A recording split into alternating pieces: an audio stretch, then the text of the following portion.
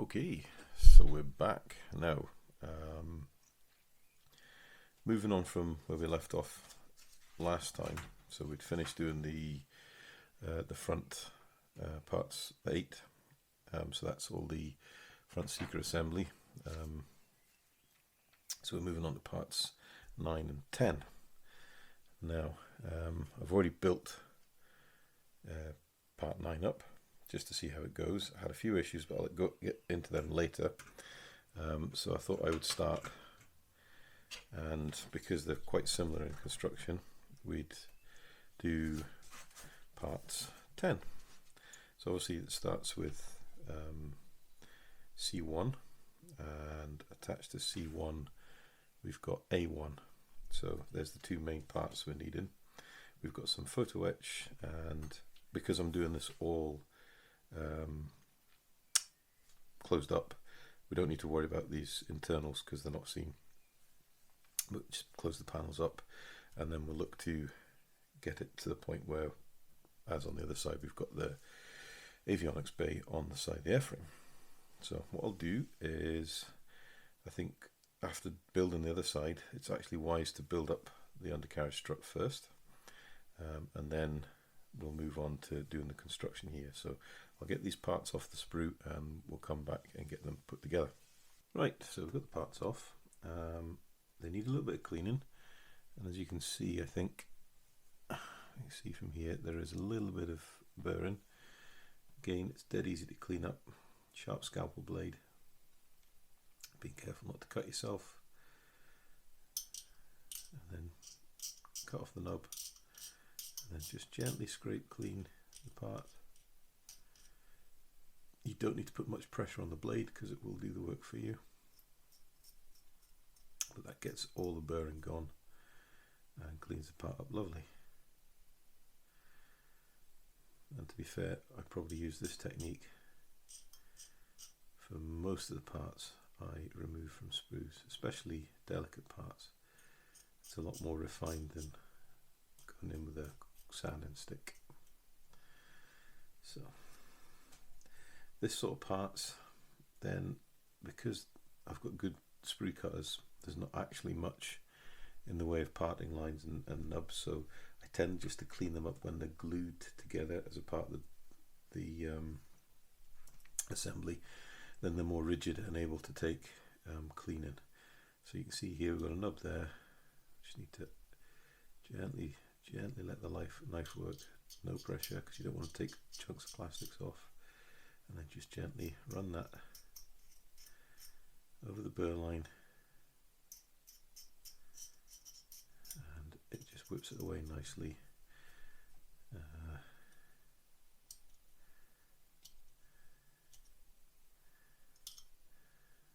Some of these parts you're not going to see because they're internal. However, if you just treat every part the same, clean it up the same as you would a part that would be seen, then you know everything's in order, and it's good. It's just good technique to have.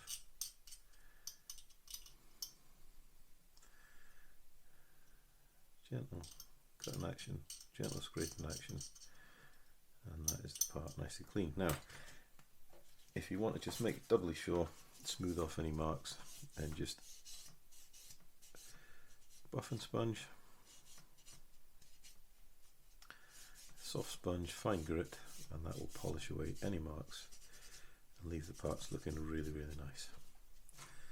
So sticking this together, we're using a bit of Mr. Cement S.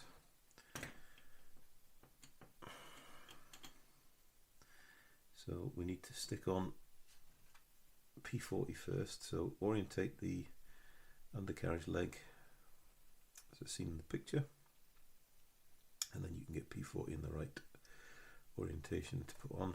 Now this is a wire cutter that we're putting on here, so obviously, you know, it's designed for aiding the aircraft should it fly into any overhead wires. Just to note, there is a bit of a ejector pin mark there we need to clean off. So just use a rounded scalpel. It gives you a smaller point of contact. There we go. Because we want a nice uniform join. So reorientate the part, try fit it first just to make sure, get it the right way, all fits up nicely. You can just hold it in place and introduce the glue into the join. There you go, and then just whilst the glue's setting up, check for part square and where it should be, and you can see that part should just be touching the undercarriage leg there. So we'll give that a wee drop of glue as well. So that's the part on. So you can see there, it's designed, get a pointer, trusty pencil. It's designed to catch the wire here or here and feed it into the cutting blade, just in here. Get that to focus on it. There you go. And it's beautifully moulded. So the next part to go on is this P60, which is this little triangulated strengthening part. And you can see it is angled, and one leg is slightly longer than the other. It's a really small part. It is designed for the straight horizontal leg to go on the top and the triangulated part to go on the bottom, and that just pops in there like so. And there is two small locating marks. I had the same bother with the other one, big clumsy fingers, so we get that the right way around.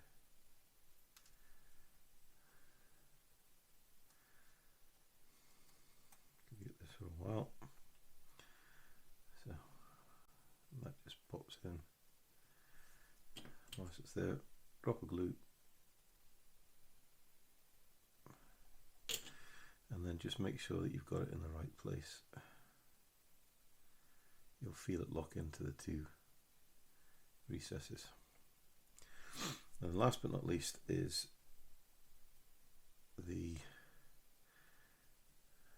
this part here. Now there is, if you can see this, if I focus, there is a small, no, I'm struggling to focus on the small part. There is a small flat area just about there where I'm pointing to. That corresponds to the little flat area that we've just put on there on the end of the triangulated part. So that glues on there like that, and then that part then glues on to the front of the undercarriage leg. The instructions aren't that clear as to how it goes, and it took me a while to get the other one orientated. Now, I also had a little trouble getting it to stick because my Mr. Cement S was evaporating too quickly, so I turned this time to my trusty old Revell contactor cement. It's a bit like the old Tamiya white top, in that it takes a little longer to go off.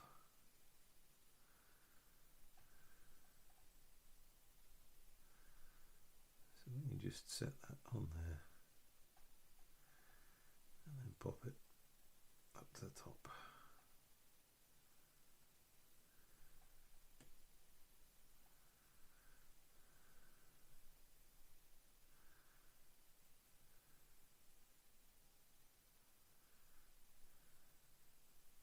There we go. And then what we do is just glue the top, let that bite, make sure that it is in the right place on the bottom piece, put a touch of glue on there,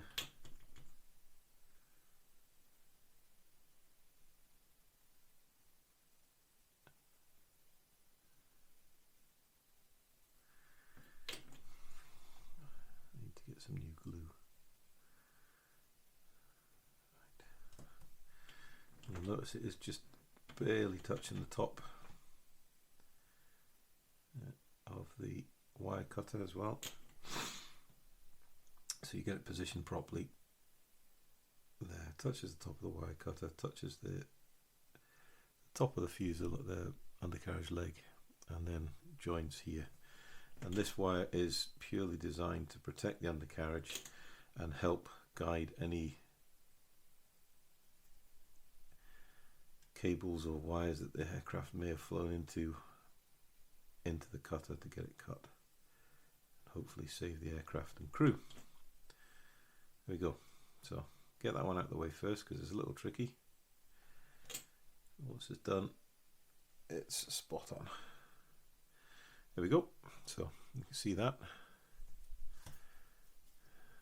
Get that to focus. There we go. See how that's orientated. You can't really see that in instructions and they don't show you it very well, but that's how it goes together. A little bit tricky, but it's fine just to get it done and out of the way. Right, put that to one side. So the next part we've got is we've got two access hatches to go on. As I say, we don't need to worry about P27 or L2, and then we've got P62 grab handle. This side being slightly different from the other side because it's slightly higher and there's a combing over the top of the undercarriage strut than on this side where you've got the undercarriage strut top here and joins the side of the fuselage. So I will dig out C23 and N9 and then we can come back and we can look at fixing the photo etch and the frame in there as well. Okay, so first off I'm going to remove A1 because we'll be fitting that in a minute. Just want to get it out of the way for now. So I'll just give that a quick burnish up. Right, so as always we need to make sure that the part's ready to receive the new parts. So a little snip and we get rid of the marker post. So this is part C23. Make sure we orientate in the right direction and we test fit it up. Okay, and that is not too bad. A little bit gappy, however it's probably reasonably realistic because these are operational aircraft, so after a while these doors opening and closing there's a good chance that they may not actually be flush fit. I do notice there is a bit of a seam here, just a release seam. We can polish that up after. But what I want to do is I want to show you, see here, you can hear that. That is the hinge detail and that marries up with the hinge detail on this part here. Absolutely stunning, really is stunning. And that locks in like that, perfect fit. Look at that, really, really good fit. Little gap up here. But as I said, these parts probably don't fit after being opened and closed quite a few times. What we can do is just make sure there's no impedances on this inside here, which I don't think there is. And there's nothing on this side here either. Now if we're going to model this open, and obviously there will be a brace or something that will go in here to hold this open. But what you're going to have to do is you're going to have to deal with the ejector pin marks in here. They're not very deep, easily dealt with, but you don't want to destroy the detail, internal detail of the latches. So something to bear in mind if you are doing it open. But as I said, I'm not. I'm quite happy to close it up. So let's get that position right. Happy with that. I'm actually reasonably happy with that fit. I think that gap's going to close up and we get a glue on. So simply brush the hinge with glue. Now you don't want to flood this because you don't want to dissolve it too much and ruin the detail. You just want enough to glue the panel shut over the front like that.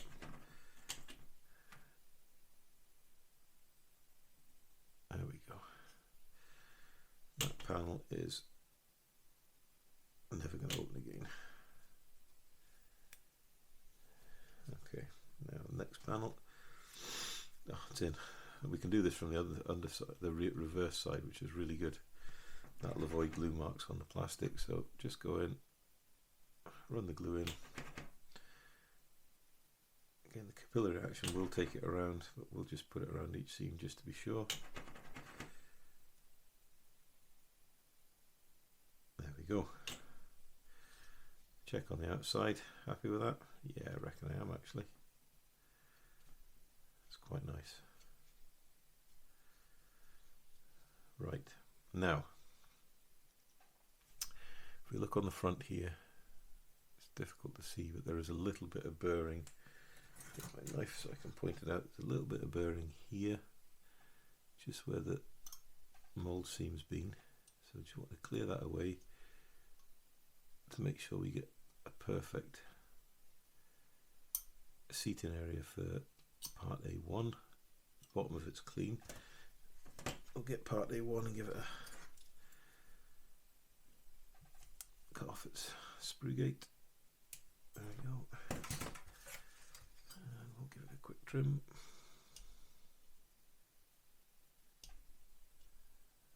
Perfect. And then we can get a nice hard sanding stick just to make sure there's an all level. Right. Look at the detail on that part, the rivet lines, absolutely stunning. So that part there intrinsically fits really nice there. However, don't particularly want to fasten it on without it being on the model, and that's purely for orientation. So if we get the model, you can see we've got 3 huge locating marks. This one I think must be for a different variant, because it bears no resemblance to any parts on here, but you can see, get that in frame, that just plugs in to those locating holes. It's a beautiful fit. There we go, straight in there. An absolutely stunning fit. If we look at the top, both sides, it's a stunning fit down the fuselage. But what we're worried about is the fit to the front of the nose cone. So if I turn that upside down, you can see the left hand side here, or the right hand side if you're the other way up, fits really nicely, and that's because I didn't glue it on until I put the side on and I was happy with the fit. But you can see that that fits absolutely beautifully. First time, all the time. There's a little bit of burring here which I'm going to take care of before I glue this on, but I'm happy with the fit. So let me just take care of that.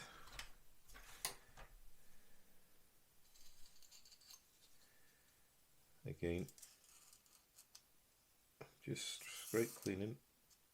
I know it's off camera, but all I'm doing is scraping directly down the mould line, and within 2 passes it is completely gone. And that the burst seam does run from front to back. Quick rub with a sanding stick.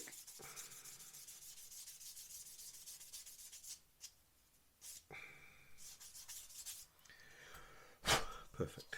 Right, so let's get this back on the model.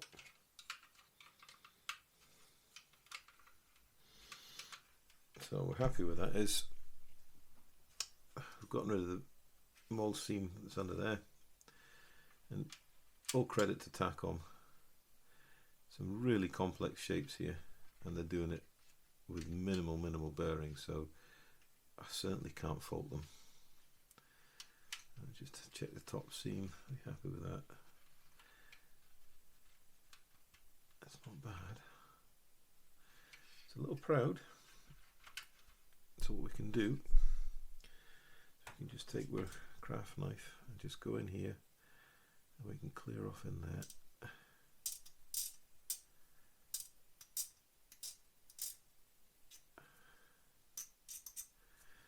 That should hopefully drop it enough. So we're ready to glue on. So cleaned up the burr that was along here, and we've fettled the top edge of the part to make sure it gets a level join. Set it over. Happy where it is. Now we don't want to flow too much glue that it's going to glue this part to the nose. We just want to stick it to the avionics pod. So touch of glue, make sure it's in place, and then take the pod away.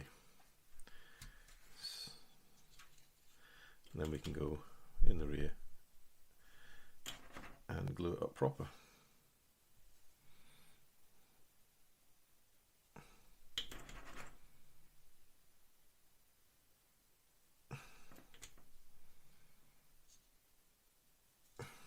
Gentle nudge. Perfect. There we go. Absolutely stunning join. Now,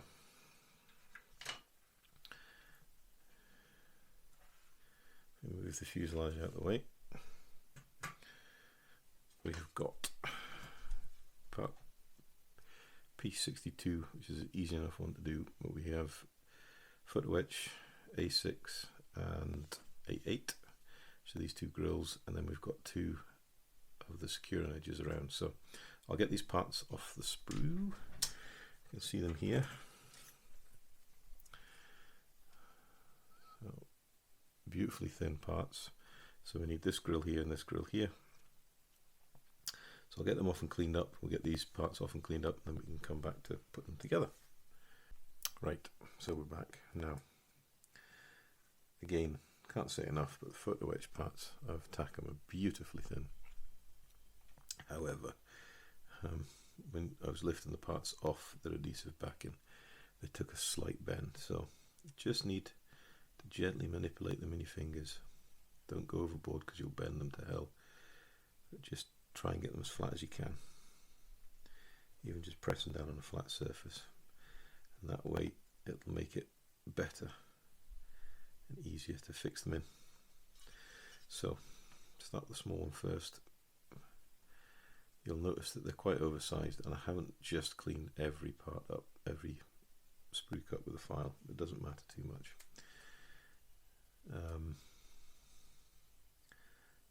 Obviously the grill retaining parts are sided, so one side's got rivets on, the other side is recessed for this. So all we need to do is line it up.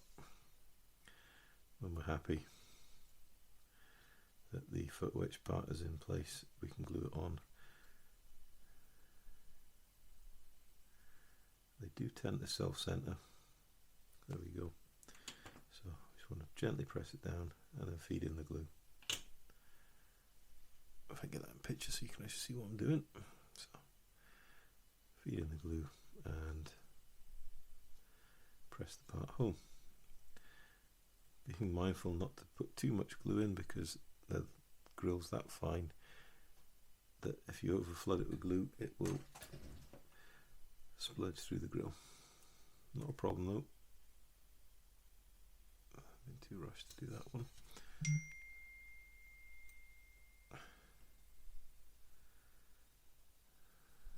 Start again. So set this piece in, set them as square as we can.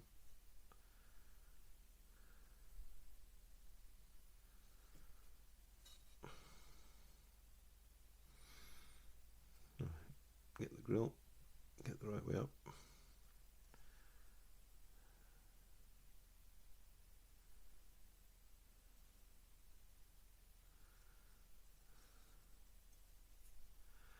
Sure, I'm making this look more bloody difficult than it is. Right.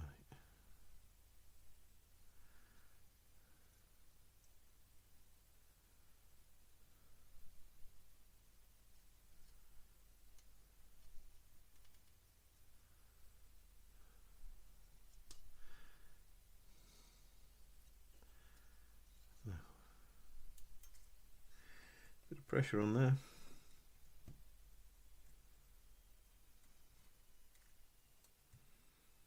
Try again.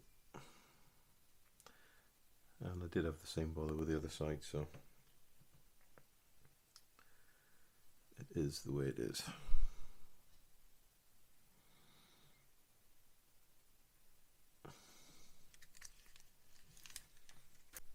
Right, so off camera I got the grill in.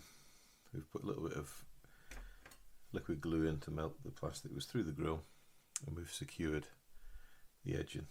So that's really nice now. Quite happy with that. Second grill, need to do a little bit of filing on that because one or two of the sprue connection points are quite substantial.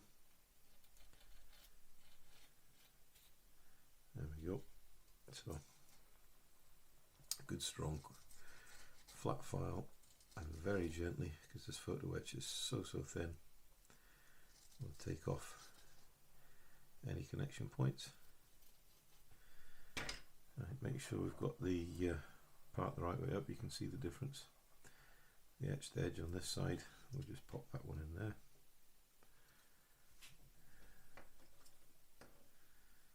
And then make sure we get the frame orientated properly.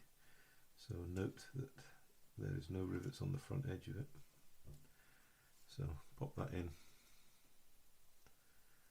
And then same with the other one, get it all lined up and we'll glue it together. Right, so got it all positioned. Drop of glue, we'll run that around the edge of the framing. And then, in order so we don't get clumsy fingerprints everywhere, get the tweezers and then gently press down with the tweezers to seat the part home.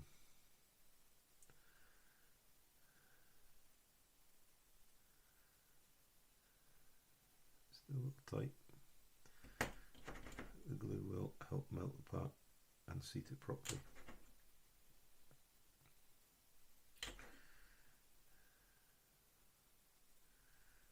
There we go.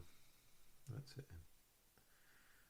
So I'll hold this in place whilst it dries, and when we've done that we can come back and look about actually fitting it to the aircraft with the undercarriage leg on. Right, so now one thing I found when I was doing the other side of this is the fit of the undercarriage leg into that shaped hole is awful, and I had a total meltdown because I got it all together, then I tried to dry assemble it, tried to pull it apart, pressed it the wrong place, so not only have I broken off the two cockpit door handles, I also cracked the cockpit glazing. So any keen-eyed people amongst you will see there's a crack running there, and it's running right up the edge of the glazing. So I'm going to be able to hide it in paint as best I can, but because it's so far together, I'm just going to have to live with it and cry into my tea. But I ended up having to repair the inside of the leg and use a small piece of brass tubing, if I can get it to focus. There we go. So a bit of brass tubing in the leg to act as a pin. So I thought what I would do with this side is obviously try fit it first. Then you realise it don't fit. It's too big. You know, the pin's too big, the hole's too small. Either way, it's rubbish. So in order to rectify that, give ourselves a nice file, and we're going to reduce the circumference of this pin so that it fits snug, but you can dry fit it and remove it, because ultimately we're going to need to paint the helo green in there before we put the sponsons on, otherwise we're going to end up with grey paint, unpainted patches, and we don't want that.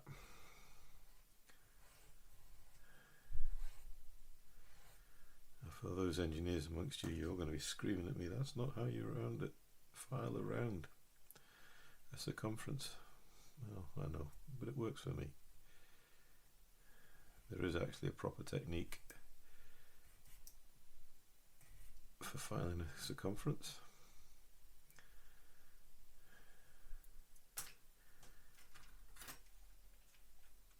So what you need to do is you start and do that single movement. So you're pushing forward and dipping your hand down, and that file will then follow the round of the circumference. Takes a bit of practice to get it done right.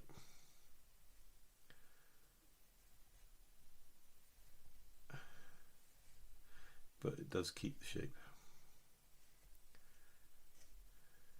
Right, see if we've reduced that enough to make it fit, and of course I've managed to break off a piece. I'm going to fix that one in a minute. So try it in. There we go. We've lost a bit of the fit, but it doesn't really matter too much. The main thing is it'll go in and it'll offer enough support up. The reason I say it doesn't matter too much will become apparent in just a very short moment. Let me get this glue back on first.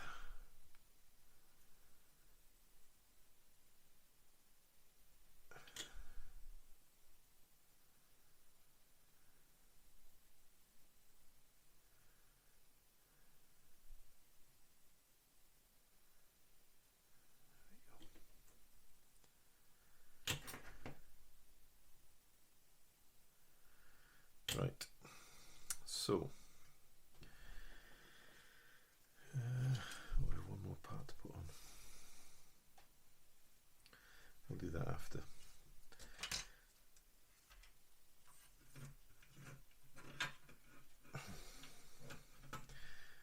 It's funny, I have a huge A2 cutting mat, but I still never enough space. So if you look here, we've done this part here. What we need now is P31, which I just happen to have here.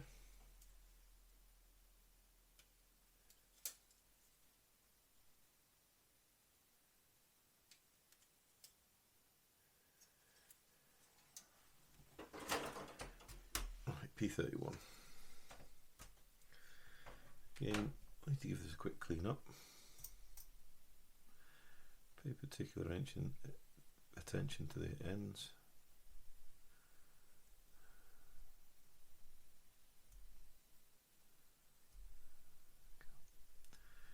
And a quick, oh dear, I've got fingers tonight.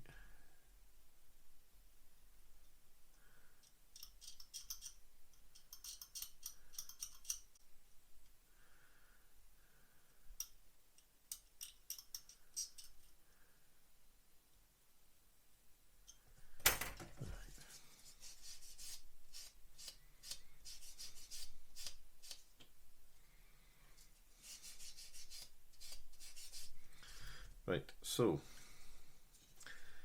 the undercarriage legs have to go in before the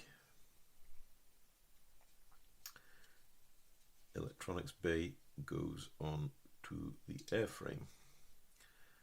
Now, this part here fastens in there. And this part here, this is part P31. You've got the hook goes down the way. That part there fastens in to the notch on the landing leg, and that notch in there. All well and good, I hear you say. Well, yeah. However, this is the however. You've then got to marry this up to the corresponding holes on the fuselage. Not so easy, I found. So, I'll give that a gentle nudge with a pair of tweezers. There we go, that's home and in the right place. I'll give that a little nudge. And that's in the right place. I'm not going to put any glue on here just now. Until we see. In fact, I may actually put a little drop of glue on there.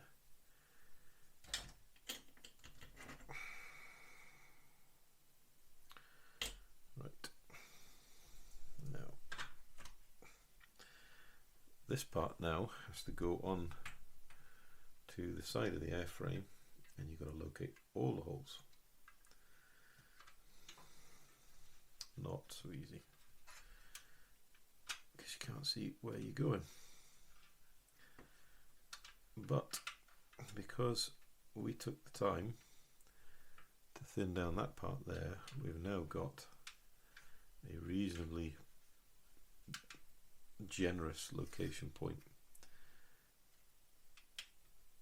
which that actually seems to have gone into straight away, which is really nice. And then we can check on the fuselage to make sure that, yep, there we go, it's clicked home. Well, that went a lot better as the other side, believe you me. Now the reason I've done this is because we've glued it here, and we've glued it here to the sponson. We can let the glue cure up, and the undercarriage leg then will be in the right orientation for fixing it back on once we've painted. As I said, if we don't paint inside here, you're going to get grey parts on the undercarriage, and that's no use at all.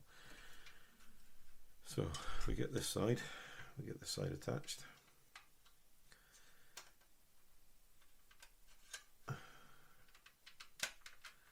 That clicks in nicely, and we can then eyeball the undercarriage to make sure it's all roughly in the right orientation, which it is. We'll look down the undercarriage, and we look from the top. We're happy with that, and it's starting to get some bulk, this aircraft now. You're starting to appreciate its true size. So we're going to let this dry off. We're going to let these undercarriages set up, and then we can take it off, do a little bit of painting, and then we can actually get these last few bits here tied together and get these tied together permanently, which then starts bringing the aircraft to life. But even in its current state, it will sit on the undercarriage nicely. It's starting to look like a nice helicopter. So we'll leave it at that for now, and then we'll come back once they're dry and we'll start on the next step.